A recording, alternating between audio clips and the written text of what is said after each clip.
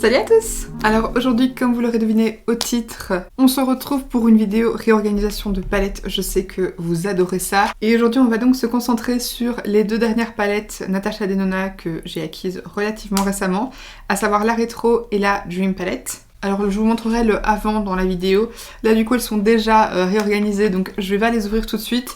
Mais je sais que c'est un genre de vidéo que vous adorez et moi aussi. Franchement, je trouve que les palettes Natasha Denona sont super jolies. Mais par contre, heureusement qu'on s'est bougé les fers de place parce que je les trouve tellement plus pratiques, tellement plus faciles d'utilisation, mais aussi intuitives quand elles sont bien rangées. Donc c'est ce que je fais tout le temps. D'ailleurs, je pense pas qu'il y a une seule palette Natasha Denona que j'ai pas réorganisée. J'en ai 12 avec ces deux-ci, non 13 pardon, avec la pastel. Et je les ai toutes réorganisées. C'est un peu l'avantage des palettes Natasha Denona, c'est un véritable plaisir. Si jamais ça vous intéresse, je vous mettrai la réorganisation des autres palettes dans le petit i. Et puis écoutez, on va commencer pour ces deux petites-ci. Donc comme je vous le disais dans l'introduction, on va se concentrer sur les palettes My Dream Palette et la palette Retro de chez Natasha Denona. La Retro, je la trouve très jolie, mais c'est pareil, l'organisation, enfin c'est pas foufou comme toutes les palettes Natasha Denona de base. Et en plus, je trouve que c'est deux palettes qui vont très bien ensemble, donc je trouvais ça intéressant de les réorganiser toutes les deux en même temps, en sachant que la My Dream, c'est ma dernière acquisition. Je trouve que c'est une super palette pour tous les jours. C'était une très belle palette un petit peu d'automne, ce qui va bien puisque c'était la période à laquelle je l'avais récupéré, donc voilà. Donc pour commencer, comme d'habitude, je retire tous les fards de la palette, donc je prends une petite tige pour pouvoir les enlever tout simplement de la palette, et derrière je note comme toujours le nom de la palette et le nom du fard. Alors vous n'êtes pas du tout obligé de le faire, moi je le fais parce que si jamais je veux les mélanger, mixer plusieurs palettes ensemble, ça me permet de pouvoir les retrouver, et puis surtout quand je fais les tutos, j'ai besoin de pouvoir vous donner les références des fards, donc c'est plus simple pour moi de noter les noms derrière.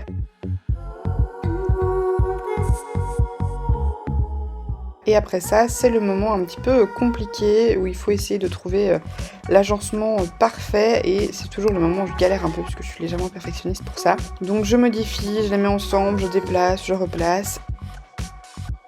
Et quand je suis enfin arrivée à l'agencement qui me semble parfait, je viens les replacer dans la palette. Et là c'est le moment extrêmement satisfaisant où je suis généralement toujours très très contente.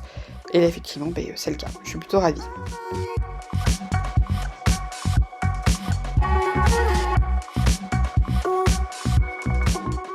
Et je vais ensuite faire exactement la même chose pour la palette My Dream. Alors par contre, je sais pas pourquoi, parfois dans les palettes Natasha Denona, certains des pannes sont un petit peu texturés en dessous, du coup c'est hyper chiant pour noter.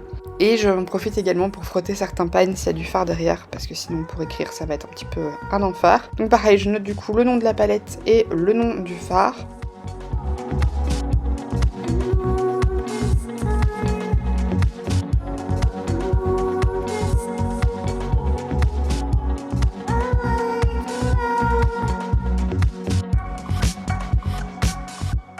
Et je vais ensuite les réagencer. Celle-ci c'était un petit peu plus compliqué parce qu'il y a certains fards qui sont froids, d'autres qui sont chauds, défoncés, des clairs induochrome, donc j'ai un petit peu galéré à trouver l'agencement qui me convenait.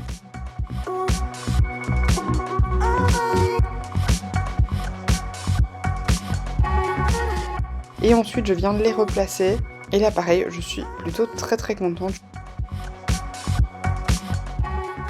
Et voilà du coup les deux palettes réorganisées. Alors comme là elles sont toutes les deux du côté de ma tête, le son est différent, c'est très bizarre à entendre. Et franchement je sais pas ce que vous en pensez, mais encore une fois je trouve ça 1000 fois plus intuitif et beaucoup plus joli réagencé comme ça. Et la rétro je la trouve particulièrement satisfaisante parce que ça fait vraiment du clair au foncé et du plus rosé au plus violet, au plus chaud, enfin je trouve ça vraiment trop satisfaisant. La Dream elle m'a donné un petit peu de fil à retordre, du coup il y a un petit clair qui est là, mais c'est parce qu'en fait il allait mieux avec le fard du dessus, et puis là ça allait mieux les deux prunes bordeaux violet que si je les switchais, ce qui avait un fard chaud en plein milieu, donc c'était un petit peu plus compliqué pour celle-ci, mais je la trouve aussi 1000 fois plus jolie réagencée quoi. Ça me semble tellement plus facile à utiliser et tellement plus logique mis comme ça que... Enfin voilà. Moi c'est un truc que j'adore faire et c'est un truc que je continuerai à faire. Comme vous avez vu dans la vidéo, et si vous avez l'habitude des vidéos où je réorganise mes palettes Natasha Denona, vous savez que moi j'écris toujours le nom en dessous des fards, plus pour une question de praticité pour moi puisque je fais les vidéos, donc j'ai besoin de pouvoir vous donner les références. En vrai, si vous faites pas de vidéo, vous pouvez les réagencer comme vous voulez.